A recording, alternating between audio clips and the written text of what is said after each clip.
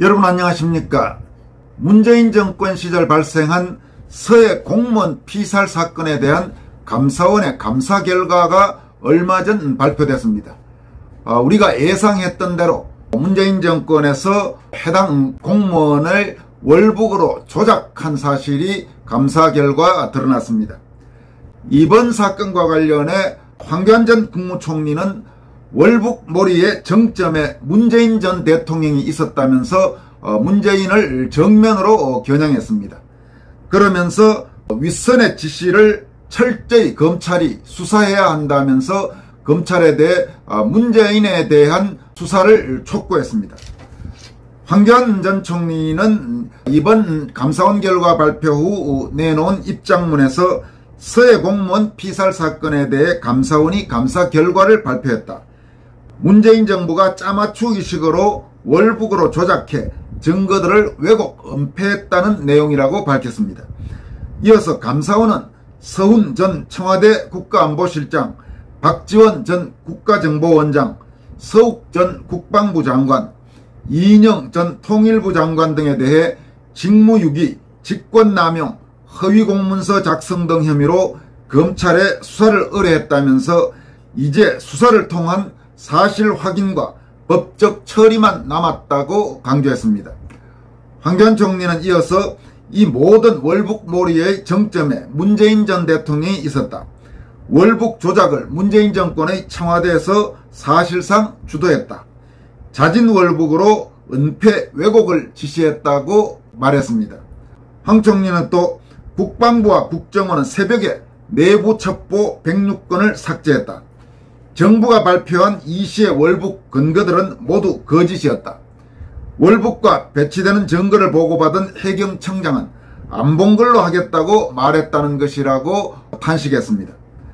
그는 그러면서 기가 차고 코가 막힐 노릇이다. 나라가 아니었다라고 강도 높게 질타했습니다. 황 총리는 검찰이 서욱 전 국방장관을 소환 조사했다. 윗선의 지시를 철저히 수사해야 한다. 감사원이 의뢰한 수사를 검찰이 어떻게 이어갈지 지켜보겠다고 밝혔습니다. 그러니까 지금 이 사건과 관련해서 월북 조작 사건에 이미 혐의가 드러나서 검찰에서 수사가 진행 중인 사람만 하더라도 청와대 국가안보실장이었던 서훈, 국정원장이었던 박지원, 국방장관이었던 서욱, 통일장관이었던 이인영, 이런 자들이 지금 감사원의 감사에서 문제가 있는 것으로 밝혀져서 검찰의 수사 의뢰가 된 것입니다. 이게 지금 여러분 말이나 되는 소리입니까? 이게 도대체 정말 나라입니까? 그리고 이런 자들이 다 문제가 있는 것으로 드러났다면 당연히 이들의 상급자인 문재인이 이 사실을 몰랐을 거라고 생각을 할 수가 있겠습니까? 당연히 문재인에 대해서도 철저한 수사가 이루어져야 할 것입니다.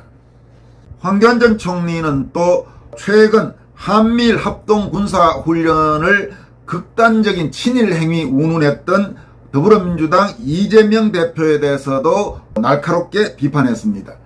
황 총리는 문재인 정부 때도 실시했던 한미일 합동군사훈련을 극단적인 친일 행위라고 망발을 하는 민주당 이재명 대표. 그는 정말 극단적인 친북 행위를 열심히 하는 중이라고 질타했습니다. 이어서 국민의 생명은 아랑곳하지 않고 그저 어떻게 하면 자유민주진영에 친일 프레임을 씌워서 정치적 재미를 볼까 하는 생각에만 몰두하고 있다면서 더욱이 파도 끝이 없는 비리백화점 이재명 제1당의 대표가 맞는 자리냐고 강도 높게 규탄했습니다. 이어서 살펴볼 소식은 언론 매체인 아시아투데이가 최근 사설로 2020년 4.15 총선 선거 부정 의혹에 대해서 다룬 내용입니다.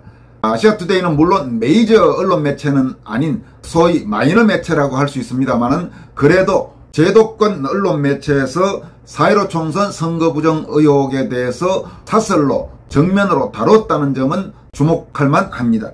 이 사설의 제목은 부정선거 의혹은 정변과 망국 부르는 중대사 이렇게 되어 있고 빠르고 철저한 수사로 공정선거에 대한 신뢰를 회복시켜야 한다고 촉구하고 있습니다.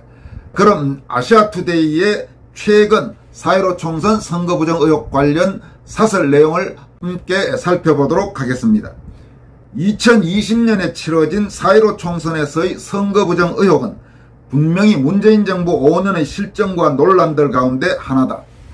이런 의혹의 제기는 일반 국민들을 넘어 통계학에 정통한 국내외 최고의 학자들도 제기했다.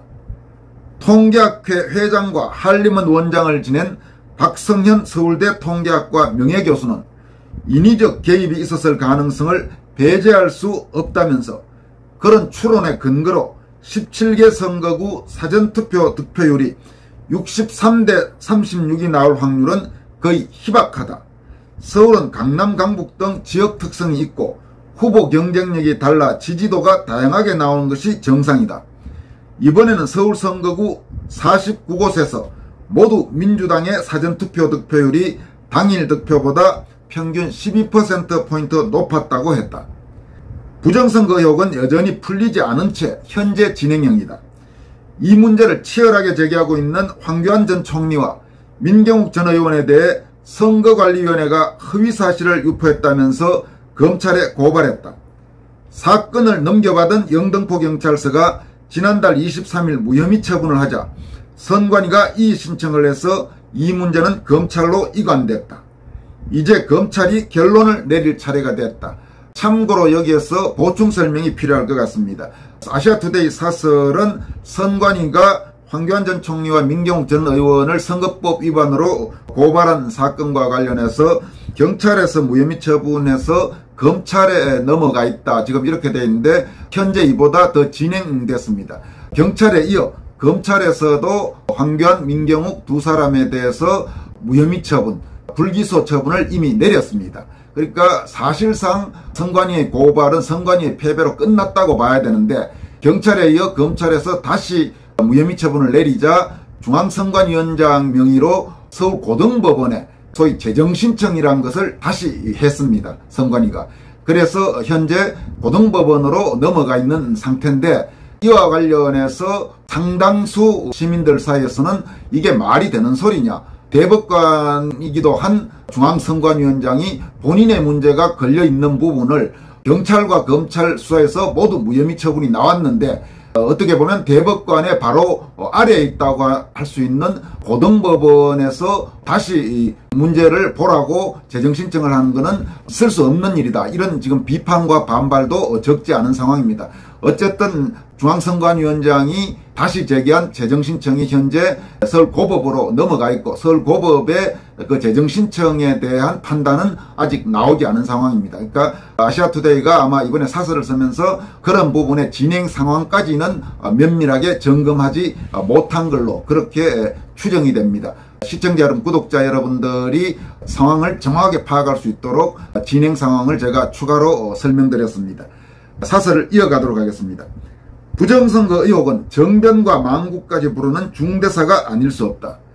국내에서는 3.15 부정선거가 그랬고 해외로 눈을 돌리면 볼리비아, 우크라이나, 키르기스스탄, 칠레 등의 나라에서도 선거 부정이 정권을 전복시켰다. 근대 정치사는 사유재산권과 보편적 선거권을 얻기 위한 투쟁의 역사다. 부정선거는 선거의 의미를 박탈한다. 부정선거가 자행된 나라에서는 분노한 유권자들이 거리로 뛰쳐나갔고 유혈투쟁으로 이어졌다. 윤석열 대통령은 대선 유세에서 공정과 상식의 회복을 역설해서 큰 공감을 얻었다. 공정과 상식의 회복은 윤 정부의 핵심적 가치다. 그렇다면 윤 정부는 무엇보다 공정한 선거에 대한 국민들의 무너진 신뢰부터 최우선적으로 회복시켜야 할 것이다. 물론 부정선거 의혹이 제기되는 것 자체에 대해 부끄럽게 여기고 책임을 지고 의혹의 해소에 발벗고 나서야 할 기관은 바로 선관위다. 그러나 선관위는 이미 신뢰가 땅에 떨어진 상태다. 문재인 선거 캠프에서 일했던 조혜주 전 선관위 사무총장을 당시 야당의 반대도 임명을 강행한 것부터 잘못됐다. 그 결과 다른 총선에서는 한두 건에 그쳤던 선거 무효소송이 지난 2020년 4.15 총선에서는 무려 126건에 이르렀다. 4.15 총선에 대한 부정선거 의혹이 불거진 후 치러진 대선에서는 선거 감시의 눈이 강화됐다. 그 덕분에 대선에서는 총선 때 나왔던 소위 배춧잎 투표지가 단 한 건도 나오지 않았다. 물론 대선 때도 속구리 투표 소동이 발생했지만 독립성과 중립성 확보 실패로 불신을 쌓아온 선관위는 독립성을 내세워 감사원의 직무감사를 거부했다. 여기에서 나오고 있는 지난 4.15 총선 재검표 때마다 자주 등장했던 배춧잎 투표지가 지난 3구 대선 또 지난 6월 지방선거에서는 전국적 규모로 치러졌는데 투표 또 개표 과정에서 단 한 건도 나오지 않았다는 것은 그동안 군생활TV에서도 여러분들에게 몇 차례 소개해드린 대단히 중요한 눈여겨봐야 할 내용이라고 할 수 있겠습니다. 사설 내용 계속 이어가겠습니다. 검찰로서는 황 전 총리의 허위사실 유포 여부를 판단하기 위해서도 4.15 총선에서 사전투표가 조작되었는지 수사할 것이다. 결국 사전투표 조작설의 근거가 됐던 재검표 과정에서 나왔던 수천 장의 비정상적인 투표용지에 대한 수사도 불가피하다는 이야기다. 화폐 신권 다발처럼 묶여있는 투표지 묶음, 소위 일장기 투표지로 불리는 선거관리인의 도장이 뭉개진 투표지, 지역과 비례대표 투표지가 겹쳐 인쇄된 배춧잎 투표지 등이 바로 그런 비정상적인 투표지들이다.